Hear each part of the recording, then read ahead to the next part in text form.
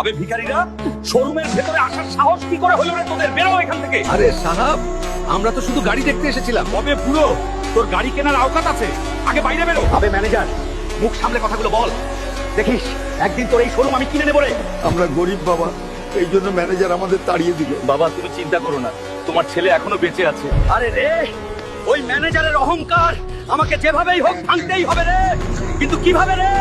এসো এসো, টনটন পেহেলবানকে হারাও আর জিতে নাও 10,000 কোটি টাকা। আরে আমি হারাবো রে টনটনে পেহেলবানকে। আরে এখানে কোনো মায়ের লাল আছে যে টনটন পেহেলবানকে হারাতে পারে? দুই বাংলায় এমন কোন পুরুষ আছে যে আমার সঙ্গে লড়বে?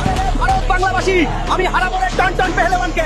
তোমরা শুধু লাইক সাবস্ক্রাইব করে কমেন্টে তোমাদের ভালোবাসা দিয়ে যাও রে।